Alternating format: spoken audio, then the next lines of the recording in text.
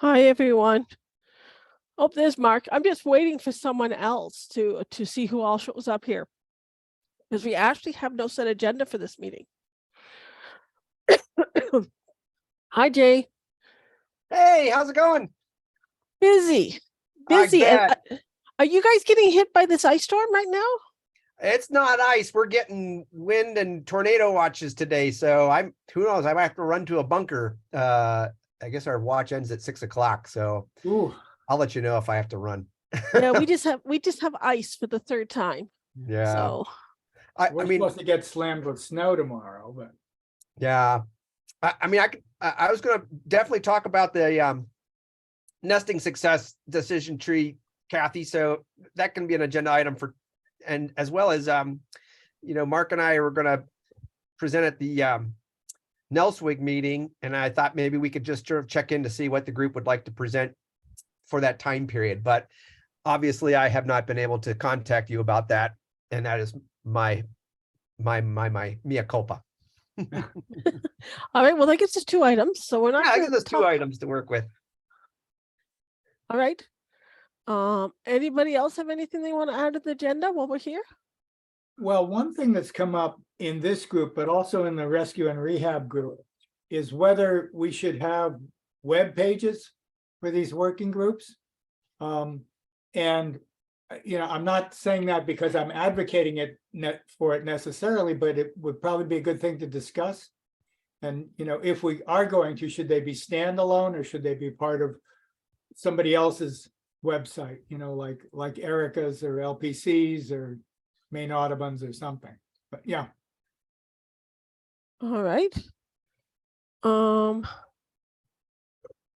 So welcome everybody. What do we have online here? We're having a nice small meeting. It's 11 people. Do we have anybody new online? Kim and Cody and Laura. Laura, were you at the last meeting? Is that Laura?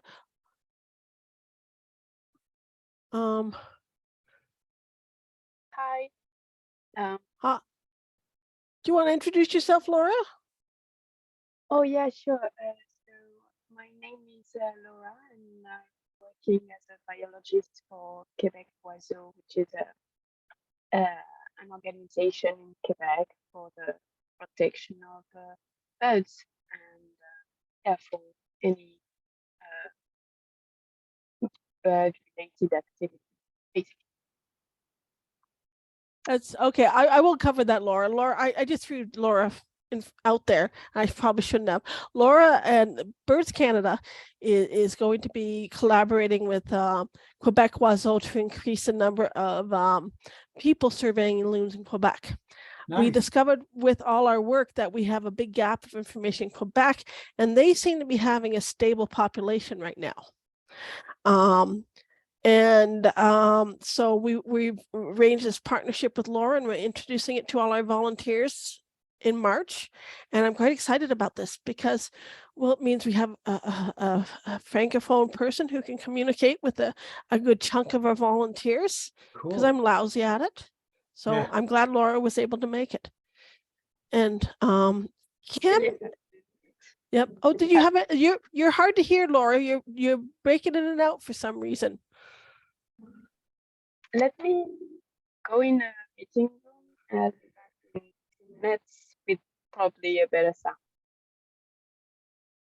Okay, maybe give it a try.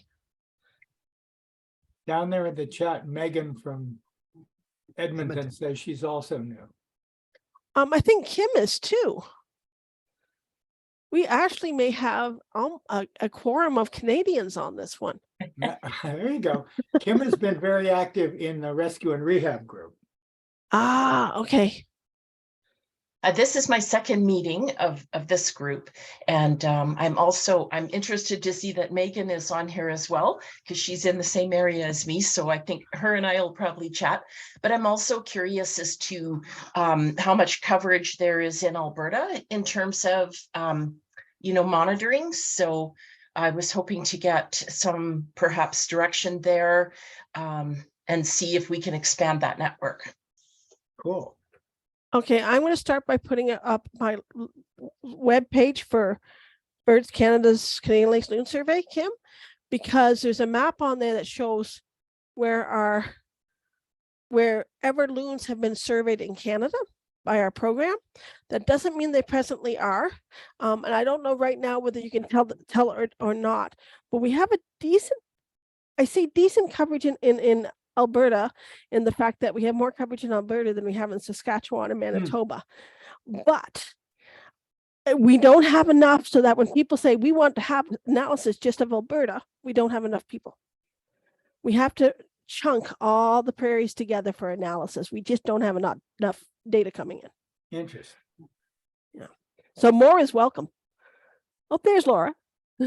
So hello, Kim, and hello, everyone, as well. So I'm with the Edmonton Area Land Trust, so I'm also in the Edmonton region, and we have been taking these loon surveys and having some of our citizen science volunteers undertake these surveys on some of our lands in the Edmonton region, and we've been submitting the data to the Canadian Lake Loon surveys. So we're interested in knowing more about what this group is about and anything else that can help us complete those surveys. So. Terrific. We also have an Amber Barkhouse who says that she's new. I don't know where Amber is. I'm right here. So I'm from Parks Canada. I work for Kejimkujik National Park. It's my cool. Yeah. second summer. I got the honors of running Loon Watch, our volunteer program, last summer, so I can do a little bit of a touch on that if you guys would like. So yeah, we almost have equal numbers of Canadian Americans. I'm so happy. That's wonderful. All right. Do you guys want to, let's go through the list, and if we have times afterwards, if we want to let Amber tell us about her program. You said you're at KG? KG's a little bit different. They've got a lot of remote areas. And so the remote areas are not surveyed in quite the same way as the Canadian Lake Loon Survey, because they're lucky if they can get out probably twice a year. That would be correct, Amber. It's a two survey process in your area? Yep. So we do one in the spring, usually in June. Usually we have the second Sunday of the month. And then the backup for rain date is the following Sunday.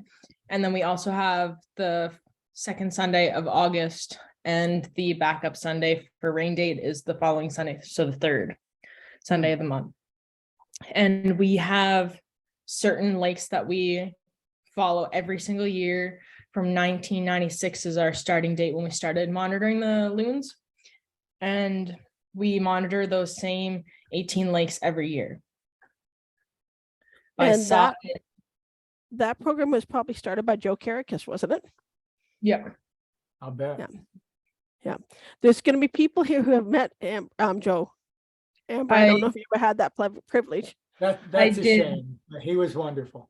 He was able to make the August Loon Watch this summer. Oh, wow. And the wow. spring Loon Watch. Okay. All right. That's it for update. Do we want to do any updates, or do we just want to move into the list, guys?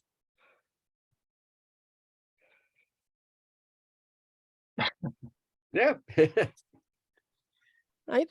All right. So what do I have here? I have anything to share about the outreach stuff, Nancy? It's pretty much the same place as last time, right? Pretty much finalized. Or Erica, I guess you'd be the best one on that one.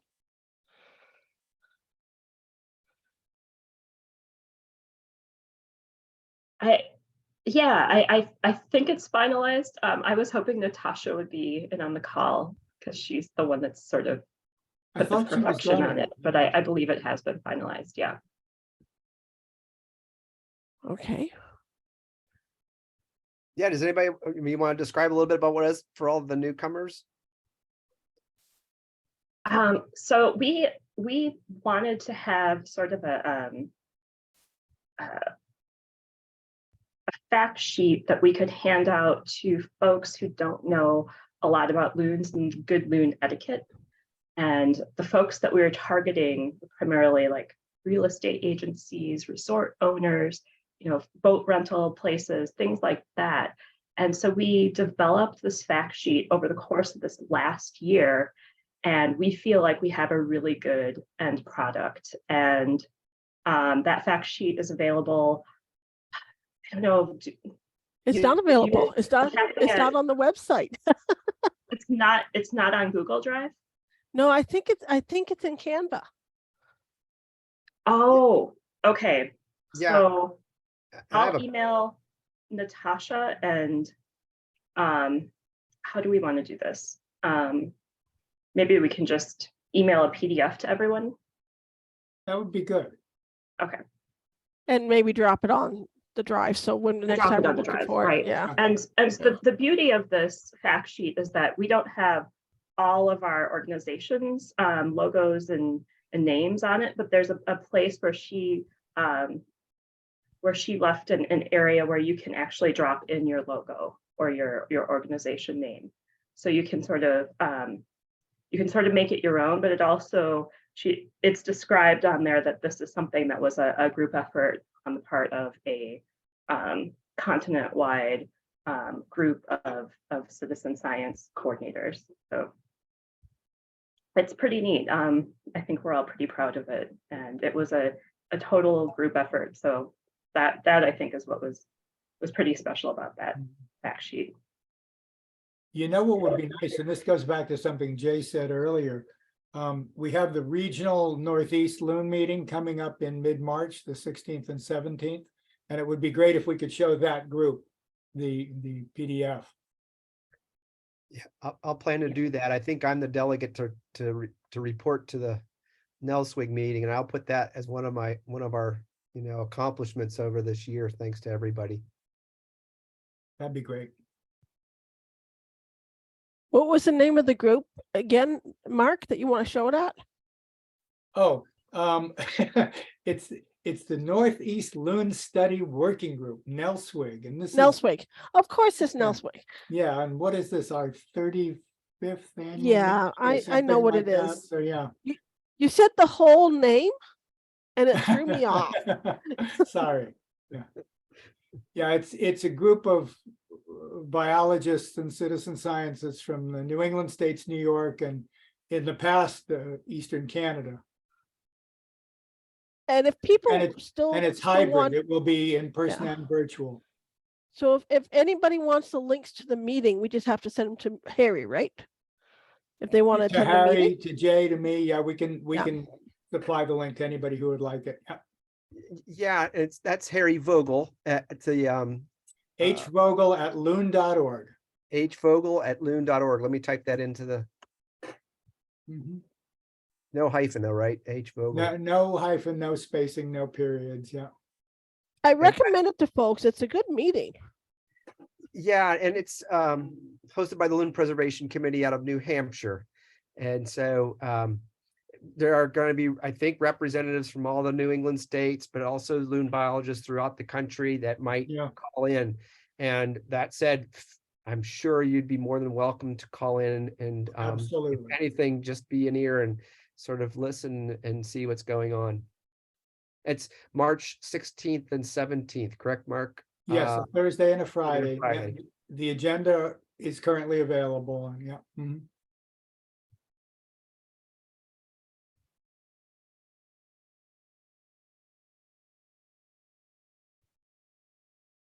I'm just trying to keep up on the notes. Yeah, thanks for you, Kathy. Yeah. Natasha's asking, where do we see the agenda for the NELSWIG meeting? Natasha, Harry has sent that out to people who were registered. You should have gotten it already. If you didn't, email Harry or email me, because it is out. And so we should make sure that everybody's got that. I'm forwarding it right now to Natasha. Oh, thank you. So there's not going to be any Thank word. you. There's no word saying hello, Natasha. I just forwarded. So sorry for the impersonal. Yeah. Hey, Natasha, just could you give us the link to the fact sheet on the chat? Yeah, we're talking about sharing the help protect loons fact sheet at the group. Yes. Yeah, I can. Thank you. And would it be okay to copy that and paste it into our shared folder, Natasha? Are you okay if I did that, or? Yeah, I can upload it. So I don't Okay. think I've downloaded it just yet. The editing part, I still didn't get time to figure out if we could customize the best way to make it look nice, but it's the content's there. It's gorgeous too. I think it looks really good. Thank you.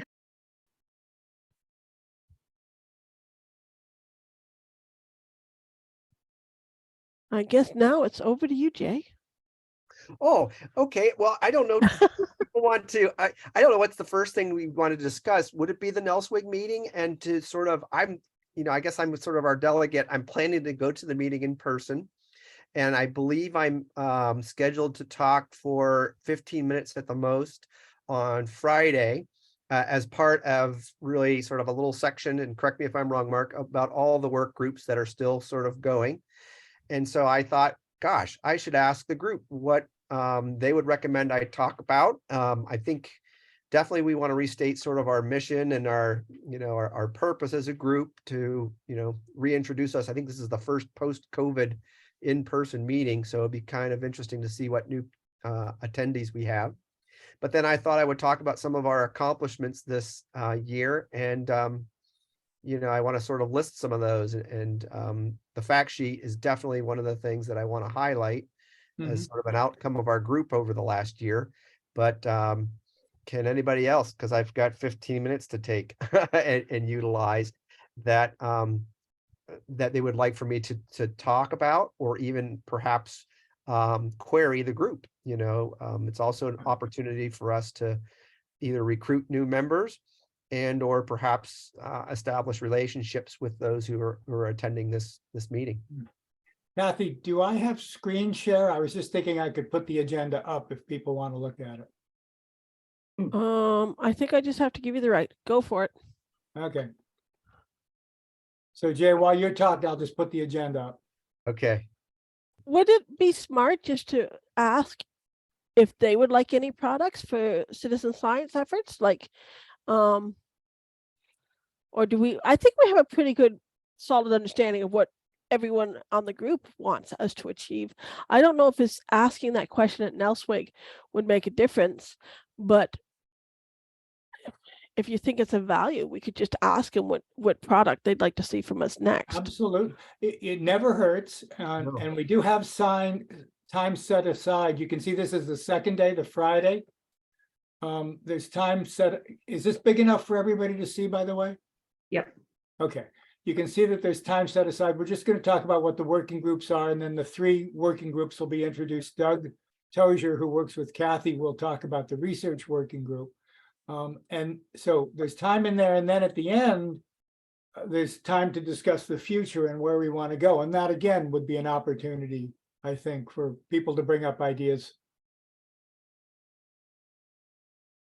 Jay, this is just an idea, and I don't know if it's an appropriate platform for it, but it might be, maybe there would be folks there that have pictures of nests, predated nests that we could, ask them for. That's a great idea. Yeah, and Erica, I know part of my other discussion today is talk about our decision tree, and that's actually what I'm going to talk about for my talk time. And so for the first day, and so I guess maybe I'm hitting both these agenda items, but the first day I'm scheduled to talk about sort of our efforts to better come up with a better method to assess nesting and hatching success among loons, especially among our citizen scientists. And I have 15 minutes, I believe, on that first day to sort of talk organizationally as to sort of the idea behind it, to talk a little bit about the decision tree that we're currently working on, the perhaps complementary guide or questions that people should be thinking about or asking as they're looking for and finding loon nests. I think that's going to take up a good chunk of time for my 15 minutes. So I'm trying to, personally, I've been trying to figure out how am I going to split these 2 up, and I'm sure there'll be a little overlap. And so maybe what I can do, Erica, is take some of these sort of things like, maybe building a repository of pictures, where we can have that either on our web, if we do have a website, I guess that's the next agenda item, or, on our citizen science site, just start having pictures of nests, nest failures, successful hatches, all those types of things online. Perhaps that's one way we can sort of get the message out, say, hey, we'd love to have pictures of nests and nest failures and hatches and descriptions of those, and use that also as a tool to help us build this, I don't know if the right word is methodology or protocol. Sounds good. I'd love to use them for training workshops too. Yeah.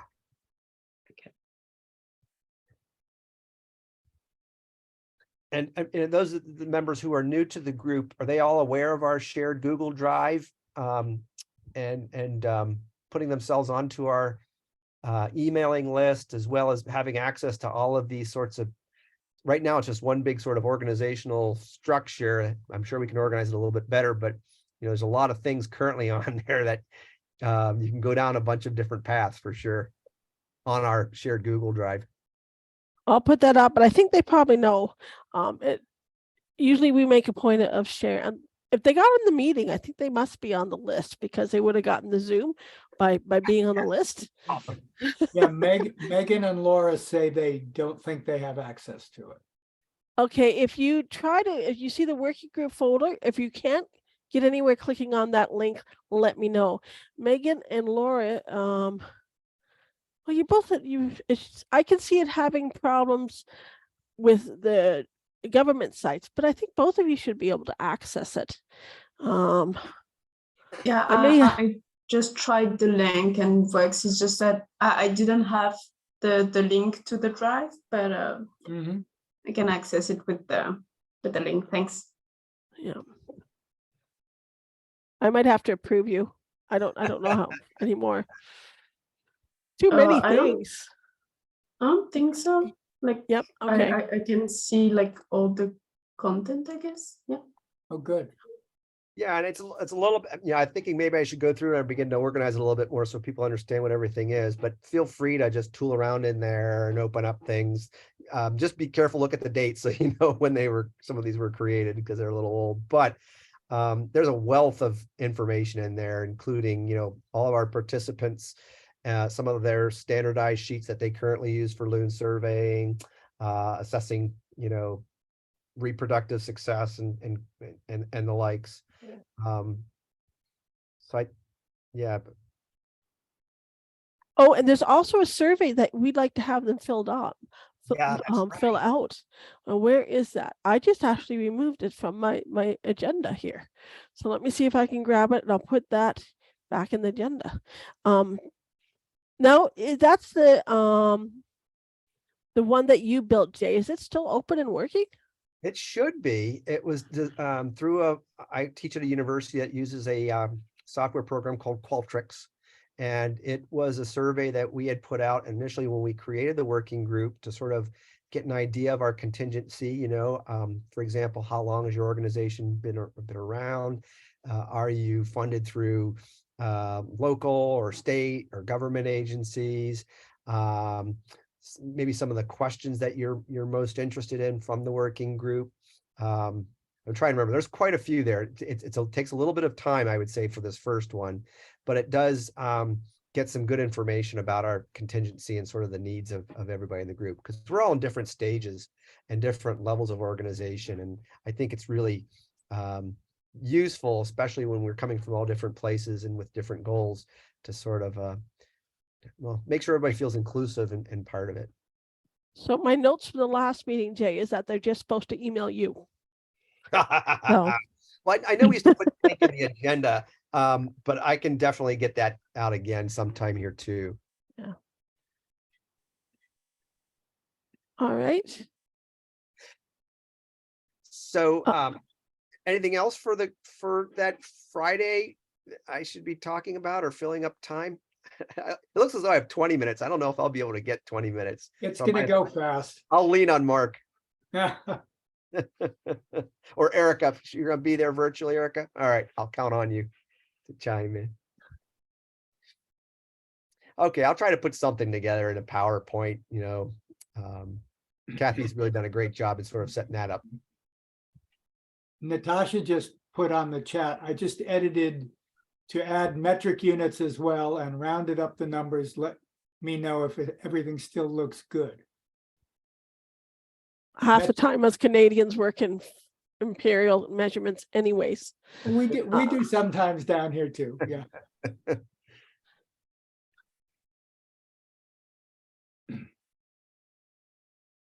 Okay, so I don't see any comments to help you out, Jay. I think I'm attending. As long as nothing else takes over that day, I will be there. Okay. Well, Doug will be there anyway, so you can always bug him and he'll just go like this if you ask him a volunteer question. So I guess next, did you want to go over the decision tree at all? Like, do you still need subcommittee members? We did. We actually have met twice over the last 2 or 3 weeks. And anybody who would like to be a part of this, please let me know and send me an email. But essentially what this smaller sort of working group has been doing is really trying to think about the value of trying to come up with a way to have volunteers and participants gather as accurately as possible the nesting and hatching fate of loons on their lakes. And all of us sort of vary with respect to how often our volunteers go out and survey. We have some individuals that are basically on a daily basis, if not hourly basis, keeping track of what's happening at all times, and they can watch the nests from their distances, which is fantastic, and it gives great information and perspective as to the success and the failures. But some of us don't have that luxury, and in fact have volunteers go out maybe once, maybe possibly twice during the course of the year, during a time when usually nesting is over and maybe they're just going out doing a chick count. And so with that said, we were sort of hoping or thinking about, since nest success is a critical part, in fact, in some areas it can cause up to 50% of reproductive failures, losing a nest, trying to figure out if there are no chicks on a lake, or if you have been watching a nest and all of a sudden things are gone, is there a way in which we can sort of try to figure out what has happened on those nests?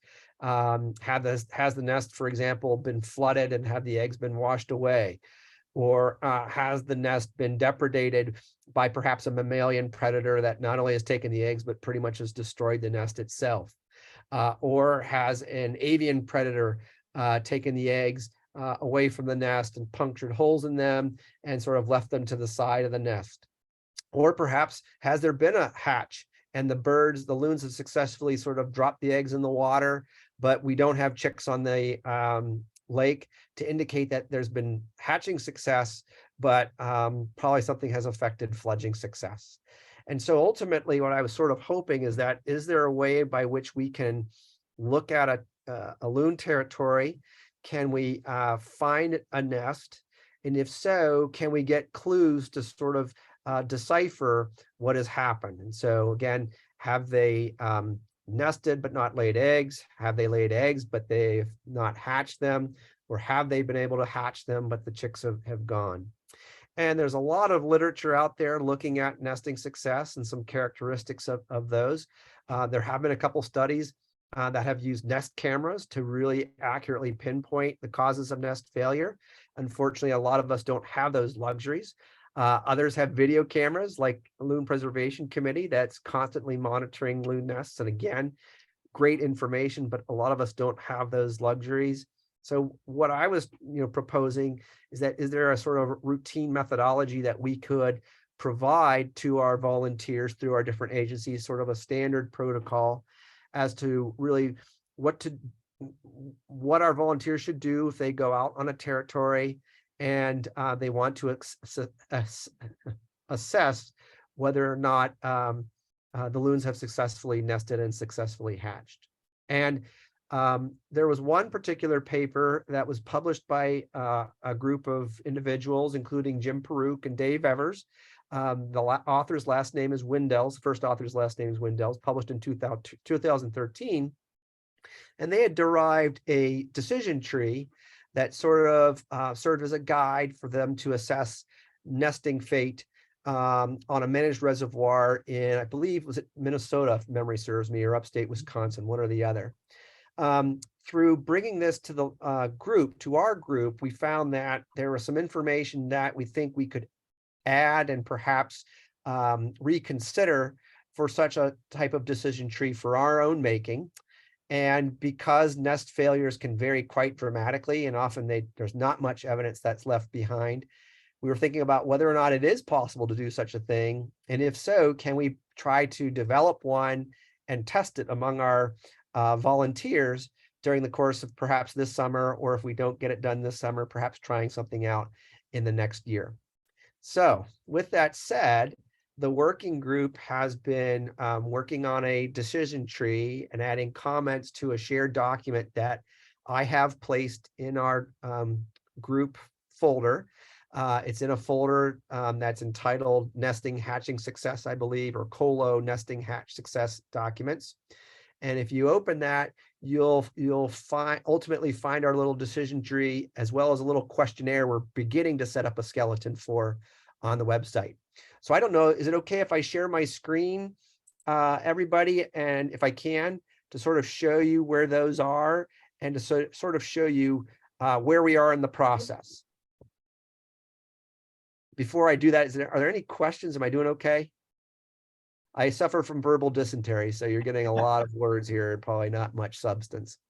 Okay, so I'm going to share my desktop, and I think I can see everybody, which is great.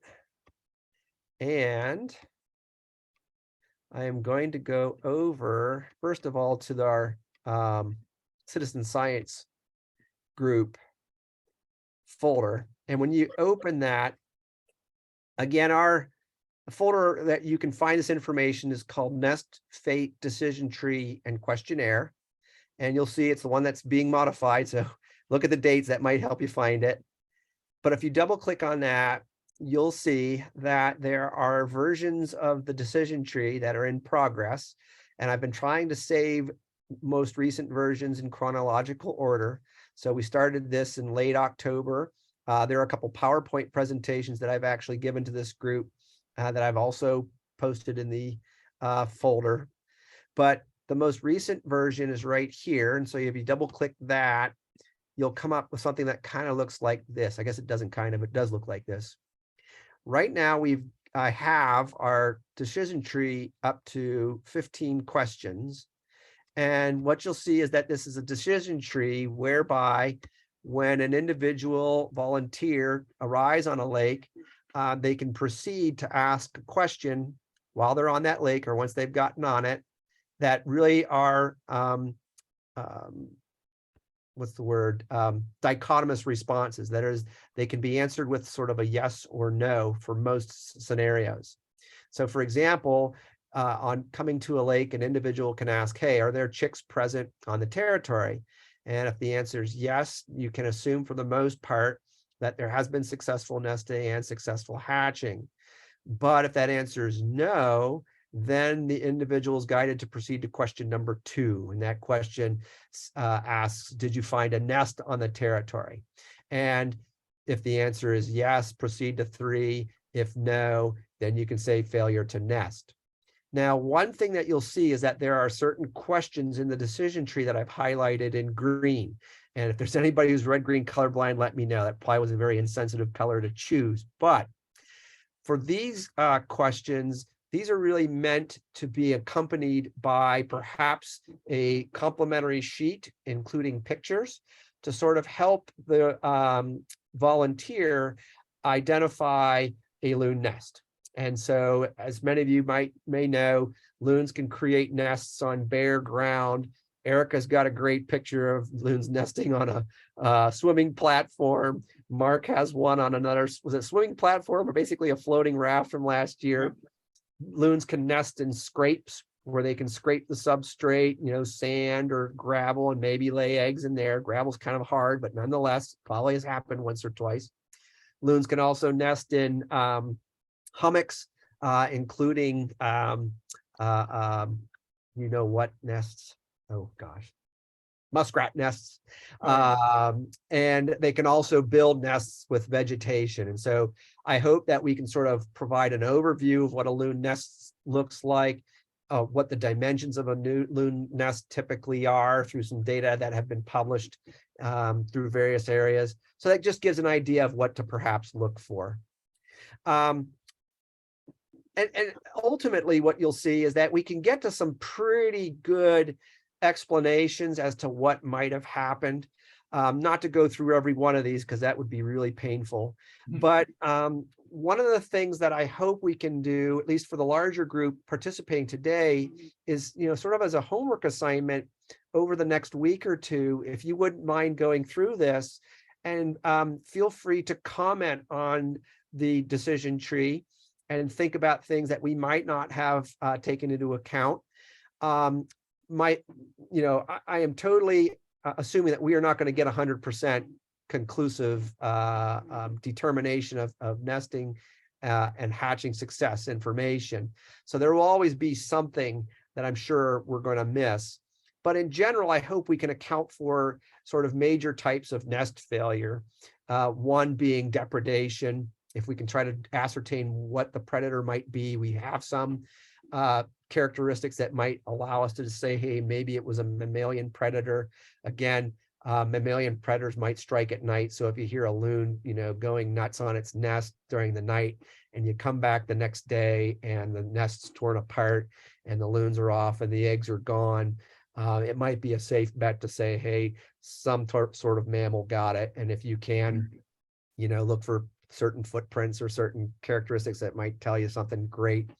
But I was sort of hoping that as a result, we can really get a better feel as to the major sources of nesting failure. So that can give us a better sort of idea scientifically of how we might want to act, as a result of that.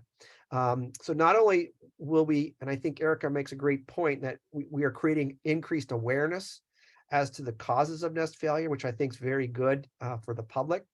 Hopefully there's also ways that we can begin to have certain actions. So for example, if we discover that with the advent of wake boating on a lot of lakes, that we are finding nests that appear to have been flooded and have characteristics of perhaps being flooded and having eggs washed out of the nest, can we begin to put those together and sort of see, hey, a lot of wake boat activity on the lake. I came to the nest yesterday and it appears to be a washout. Can we put 2 and 2 together? And so with that said, one of the things that I know a number of you, including Sheila Johnson with some great pictures, have done is begin to take pictures of both nests that have successfully hatched and nests that have failed. So perhaps you have seen birds on nests and all of a sudden the birds are gone. But upon close inspection, you might find little sharp, jagged edged pieces of eggshell, or perhaps in eggshell that has sort of been broken, but the membrane, inner membrane is also gone. Those are some good telltales of depredation. If you see the egg open at one end on the large end and it's sort of popped off like a can, like a soup can, and that inner membrane's intact and you find it either in the nest or in the water, that's often a good indicator that the chicks have indeed hatched. But if they're not on a lake, then perhaps something might have got them either just off the nest, or just after hatching in the nest. So sorry, I went off on a diatribe there. It's probably a good time to ask questions. And I see Kathy, your hand's up.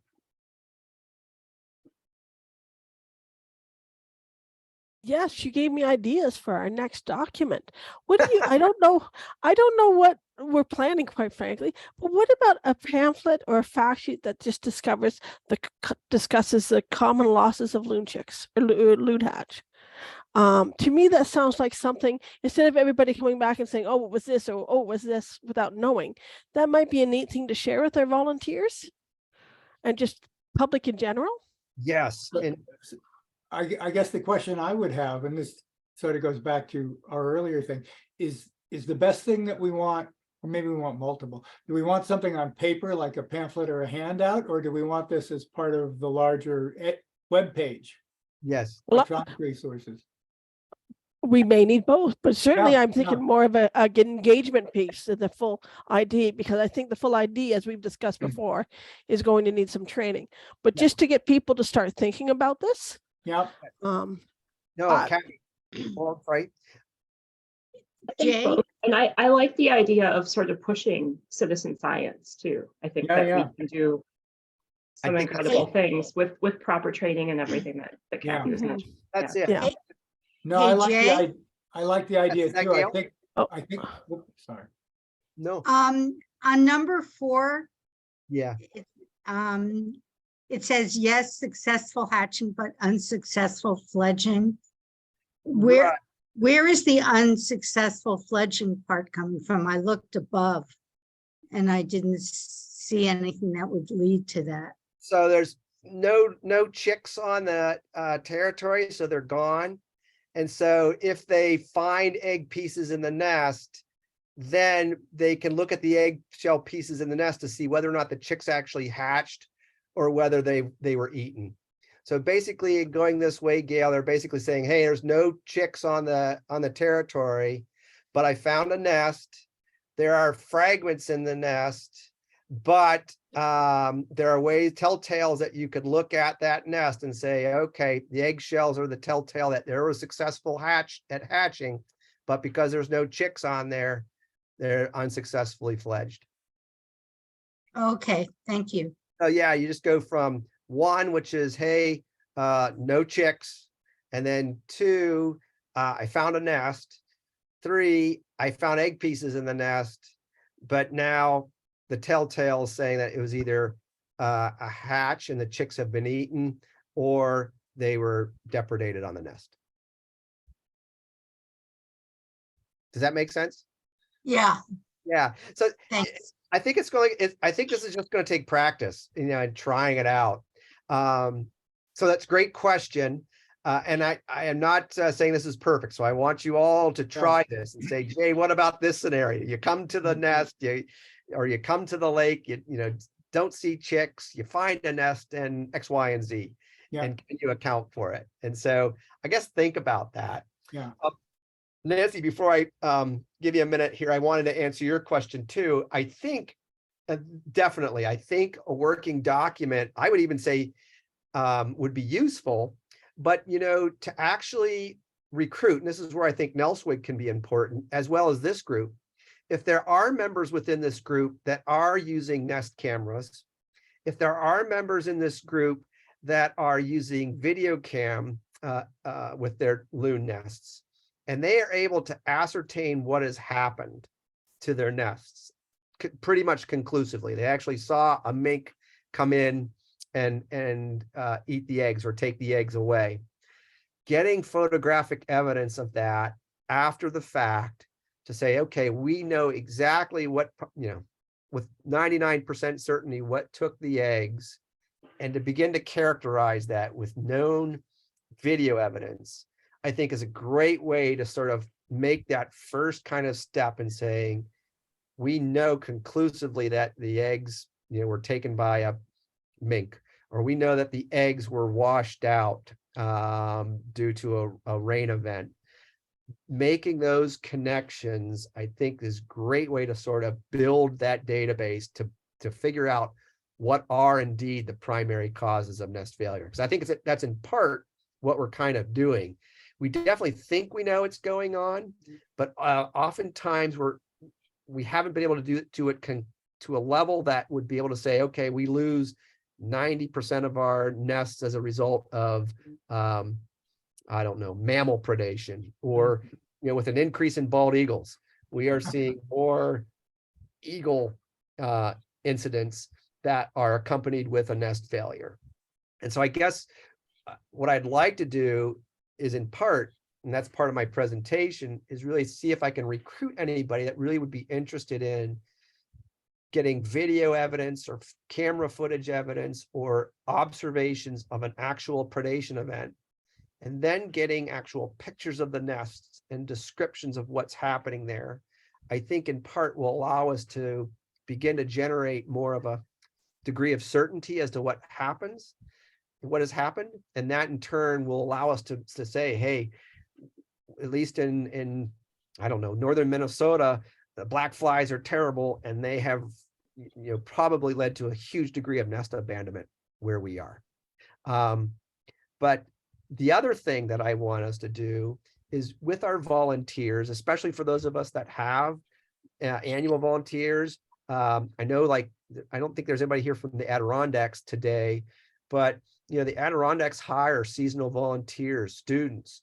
You know, if you can get multiple students going out on separate days and looking at a failed nest, and perhaps using this key to see whether or not they can come to this similar conclusion, trying to get that level of inter-observer accuracy, I think would also be very interesting to see if we can do that too. So there's a couple of layers to this onion, which is kind of complex. But the first is, can we begin to get sort of visual representation of nests that have definitely had, you know, we can actually tell what happened. And then two, how reliable or how good is our key at being able to identify a potential cause? Sorry, Kathy. Oh, that's okay. No, actually, I had a sort of a related question. I was just thinking, if I have volunteers, this is all new to me, right? Because you've known that I don't encourage my volunteers to go to nests. But if I have volunteers who are taking that kind of video evidence, what is the common consensus says? How long do you wait before you go in and look at the nest? Like, I know there's some risk of nest abandonment there. That is a point that I need to know that everybody feels is good about before I start suggesting the volunteers to go in and take photos after loss. It's a fantastic question. And I think our working group, and correct me if I'm wrong, working group that we've begun to look at, we have some volunteers that will never approach a nest until, and rightly so. I can totally understand and respect that. And I do not think this is something that I think in our accompanying document, I think we do need to state something as to sort of a proper etiquette or a proper approach to approaching a nest. And perhaps we as a group can discuss that in the future. There are some people that routinely check what appear to be abandoned nests. So John Cooley had brought up from LPC that one thing that they do is that they actually will go to the nest and actually put a mark on the top of the egg. They'll put a little X on that egg, and they may come back a day later. And if that nest is still, again, not being incubated, they'll actually see if the eggs were rotated by the loons on the nest by seeing whether that mark has changed. We thought, well, maybe we don't even need to write on the egg, but rather just take a picture of the eggs and visually see if there's been a change. I think maybe Erica might have mentioned that perhaps seeing, especially in the morning or after a couple of days, if you actually see moisture on the surface of an egg, that too can be a clue that the nest may have been abandoned. But setting up those types of criteria, I think, are definitely something that we should think about. And so, Kathy, I don't know if that perfectly answers your question, but I definitely think that's something we need to have in the introduction to our narrative for the key. I think this has just made more work for you, Jay. Oh no, I love it. I was going to ask that the subcommittee come back to us, excuse me, before May with a definition. If we ask people to take photographs at places with camera traps, like, I'm not going to go beyond that. I'm going to ask people, if you set up a camera to watch a loon, please be in touch with me and let me know. And if we could have that definition, so that if there is loss after May 24 weekend, we can actually know how to safely tell them to go out. Yeah, so I'd say, you know, if the nest has been so they caught something on their camera and they are going by and they don't see loons incubating the eggs, and it's apparent that the eggs are not on there, and is that when they check their camera? Fantastic. I think photographic evidence at that point, whenever you approach it, would be really helpful for us, as well as a narrative as to what you're seeing. That said, Mark, did you have a question before I proceeded to another sort of? Yeah, thanks. One question you've sort of answered already, and that's the frequency of checking the nests and how careful you have to be on that. And one of the things that occurred to me, and I'm glad Natasha's on the call, is we've put together an iNaturalist app for looking at dead beached birds. And I'm wondering if that might be the sort of thing where some of your volunteers and summer students and things, everybody's got a phone with them, and if they could, and they take pretty good pictures these days. And if you could upload it to a dedicated iNaturalist map, that might do a lot of what you're after. Well, and here's the other nice thing. I don't know if this is nice or not, because I'm still learning about it. But Mark, I have at the university a license for Survey 123. Sure. So that, if anybody doesn't know, this is a program created by ArcGIS. Yeah. That is a mapping tool that can be used to gather data with respect to a certain geographic point. Yep. So, for example, there are some places I know you're usually on this call, but some people from Minnesota working with Kevin Keno, USGS, that have begun to use Survey 123, where they write down information about the territory, and if they found a nest, they can mark it and include picture or photo evidence. Yeah, Montana's using it extensively. That's right. This is really what's his, he left. Chris Rimmer, is it? I forget. Hammond, yeah. Chris Hammond. And actually Tracy Hart in Maine is starting to use it with her field people. Yeah, and so, for those of us who have that luxury, great, but it does come at a cost. And so not all of us have the ability to do that. Well, the nice thing though is the phone app is free. Right. That's right. And so it's for you who are compiling the information that there's a cost. That's right. And I can do it.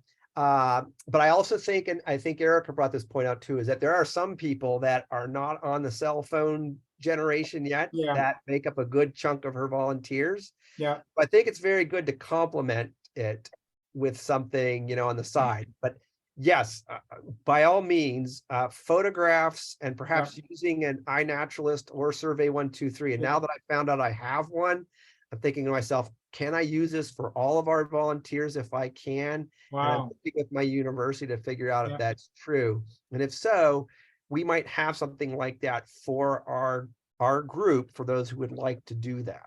But that's maybe a 2024 agenda item, or perhaps late this year. Vince Spagnuolo was very much into that. And I think it would be great to bring him back to talk a little bit about that again. So your points are, I think, photographic evidence as well as reference, making sure you put a penny on the nest if you get there, or putting a little ruler. Scale would always be really, really interesting. Well, now I've got a really strange question that made me think of, having recently gotten a new phone, I've gotten an old one. Is there a use? Is there an app for old phones, to use as game cameras? They're little. You can get a waterproof housing for them cheap. They're easy to hide. They could be excellent if we had some way to use them. There's your $1 million idea, Mark. I'll say I knew you when. Yeah, right. We need a techie. Yeah, Nest cameras are really advancing what we are learning about loons and identifying predators. I mean, for example, black bears were always thought of, they'll never bother a loon nest, but sure enough, I'm seeing a lot more of that footage. River otters, even just loons knocking eggs in the nest. I was thinking about snapping turtles. Oh yeah, snapping. So I guess the point is, I think we're starting something. It'd be great to say we've got something perfect the first, time we use it. But Erica has always reminded me, Jay, this is probably slow and steady wins the race in terms of really really building something here. As you all know, I'm pretty eager to get something done and something out there, but I also realize that this is going to take a lot of work and a lot of feedback from people. Kathy, did you have a question too? Well, I just had a comment when you mentioned Survey 123. I'm having my first big foray into Survey 123. We are building an accessible birding access site for Ontario birders. And so I'm not only using, our programmer has programmed 2 programs in Survey 123, plus another one in Quick Capture, which is really fun. Quick Capture is the way to go. So if you ever want to sit down and learn about the kind of cloud server to go to that level when you're covering large areas, because we, at this point, I think most of us deal with smaller groups. I have somebody I could bring to the table. But I'm inclined to think, since it's all there already, I'd be inclined to go with iNaturalist. My only concern is I don't think this photo size in the final iNaturalist product is that big. I know when I try to upload it, it tells me that it has told me at times that they're too big. So that's my only concern. If we need to have really good detailed photos, it might not be good enough in iNaturalist. One of those iPhone 14 Pros with the 20 gigabyte or whatever megapixel camera on it, Kathy? Yeah. No, God, no. I got a cheap Samsung. I work for not for profit. Well, with that said, I know we're running to 5 o'clock here, but I want to also let everybody know that there's the accompanying document to sort of go, and it's really a very, very, very general skeleton. And I'm just going to click on that real quick. It's also on the same folder as our versions of our decision tree. It's really starting to set up a framework as to really why are we doing this and the value that we can get out of this. To your point, Kathy, we can start beginning to think about the appropriate etiquette for approaching loon nests, making sure that we are sensitive to everybody's we're not going to demand anything. We're definitely taking any data that you're willing to share and to whatever level people are willing or feel comfortable working with. But that's where people can sort of add bullet points to this part 2. And then I just started putting down Roman numerals and people sort of contributing, what are some things to look for and to confidently identifying a loon nest. And if a loon nest is found, but there are no eggs in it, what are some things to think about? And if you have found eggs in a nest, are the loons still incubating them or not incubating them? And if you find eggs in the nest, but they're broken, what are some things to look for? And so I've just started right now, set up this framework where people are just throwing, it's just, dump what you have in there so that we can just begin to think about all these different questions and maybe assimilate it into a overview document / complementary document to help people with the decision tree. I mean, my hope is that this is something that we could also publish so that wildlife managers, regardless of whether they're lunatics like us, can perhaps use it and think about how useful it is in terms of accurately identifying common causes of reproductive failure, at least those associated with nesting and hatching. And with that, I thank you for your time. I guess if I talk this long at Nelswig, I'll need multiple sections.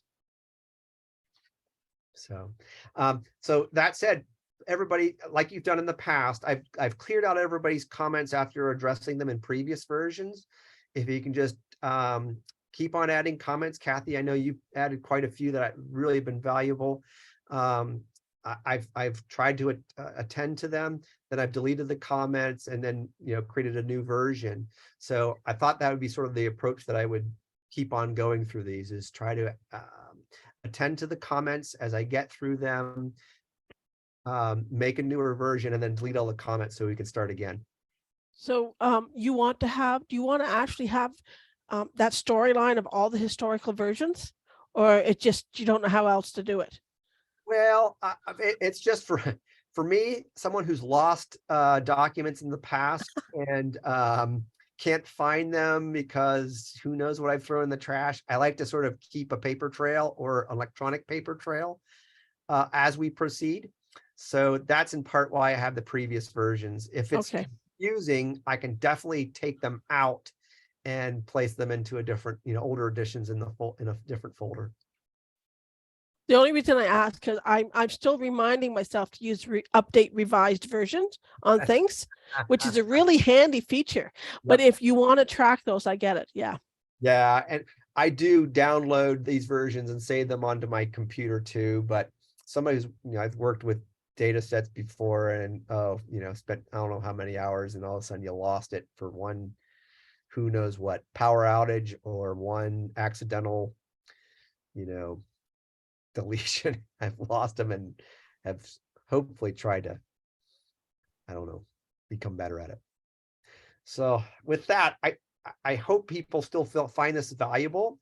I hope, next week I have to be in Jocassee, and then the following week I'm traveling up to New Hampshire. So I'm afraid I might not get to these as often as I'd like, but it really gives us time between now and the next time we meet to sort of talk about it one more time and saying, hey, is there a select group of volunteers that you would like to try this dichotomous key out or decision tree out, and see how it goes this summer. I'm totally on board with that, and I'm totally on board with also. I'll hopefully we'll take hard copies of that decision tree to the Nelswig meeting, so that maybe I can get Eric Hansen out of Vermont, who I know is really busy, or get Nina or one of her volunteers from New York and say, hey, we'll try it because we have a certain number of volunteers that we know we can count on, and give it a try this year.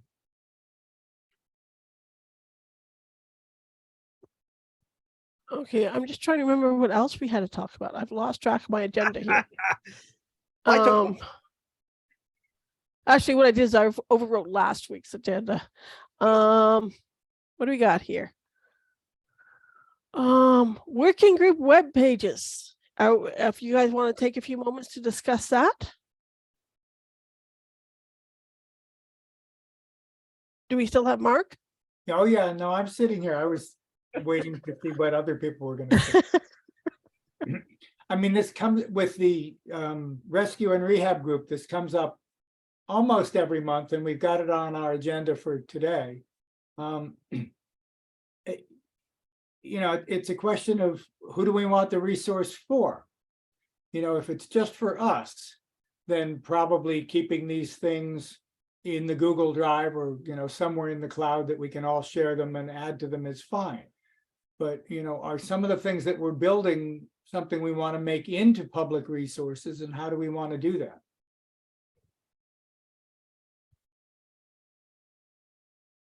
I don't think it's a bad idea. My problem with this, somebody has got to take ownership, find some funding to cover it, and it has to be upkept. And I find, especially when you start spreading websites all over the place, it's hard to keep up. I'm already keeping up about a lot from 2 different web sites. So I see the value in it, maybe. I'm not quite sure. One thing we could do is we could more formalize our distribution list in something like MailChimp, because it comes automatically with a landing page that you can set up. But somebody again has to take ownership and take care of that. And I think we're all busy people. Yeah. Well, one of the options, and I think I mentioned this briefly earlier, is instead of creating a new standalone one, have it be, an information section on a web page that already exists, that's already supported by an organization. And I've done that a little bit with Maine Audubon and with LPC, having some sections there that we've built on, lead poisoning of all things, rather than, trying to build something myself. So I don't know. I don't know where it would be appropriate to do that. There are a few centers around the country, Maine Audubon, LPC, Erica's Center at the Sigurd Olson Institute. I think what Natasha's working at the new National Loon Center, these things that are sort of Loon Central, where everybody goes for Loon information.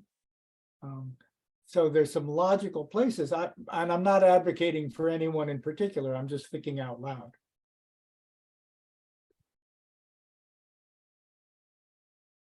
Any comments, folks? I mean, it's nice to have that identity, you know, as a working group, you know, who does regularly meet, and there are artifacts that we're beginning to generate. But again, to everyone, to all the points that you're making, I think it's really thinking about who would run that ship and really maintain it and keep it going. For someone who's pretty illiterate when it comes to websites, I'm not Yeah. probably the best guy. Students are always great to help with me with that, but Yeah. and students come and students go, and you know, Well, there's some that are gung ho, some are gung not. let me make a suggestion, and that's just based on my experience in the last few days. Tomorrow, I'm going to the annual meeting of the National Wildlife Rehabilitators Association, which this year is in Delaware. And although it's called national, there's a lot of Canadians who'll be coming to the meeting too. And we're having a session in there. This is our second year, specifically on loons and loon rescue and rehabilitation and some of the issues. And as one of the leaders of that group, I've been posting things on the site ahead of the meeting.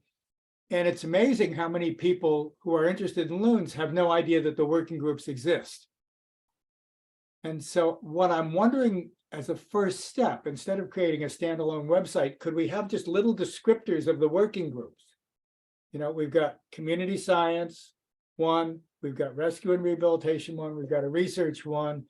And then the existing websites could just say, you know, Erica could have this on her site, or Natasha could have it on her site. And they could say, if you're interested in getting more deeply involved in this, contact. And then you just have to have a contact person, you know, Jay or Kathy, perhaps for this group, or, you know, Jay or me or Nina for the rescue and rehab group, Doug for the research group. Just to have a doorway for new people to find out about it and potentially get involved. I'm seeing another fact sheet here. Like on my websites, it's very easy to take a fact sheet and link it to it and plug up. Like that's something I can do without talking to a web programmer. Yeah. And I'm sure Nancy and Erica are the same. I think they're So both. maybe Nancy, that would be Erica's- the first thing we need, is just a fact sheet on the working groups. Yes, that may be so. That sounds Yeah, like I think- low-hanging fruit. I think that, I mean, I'm part of Northland College, and so I don't do the website myself.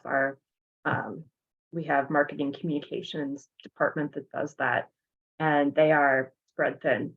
And so if it's simple, like putting a fact sheet on the website, they can do that. If it's creating a website for our sort of broad-based organization, I know that they wouldn't have the capacity to do that at this time, but yeah, I think we can do that. I think also too, I send out I go like during the breeding season from March through, well, a little earlier than the breeding season, March through October.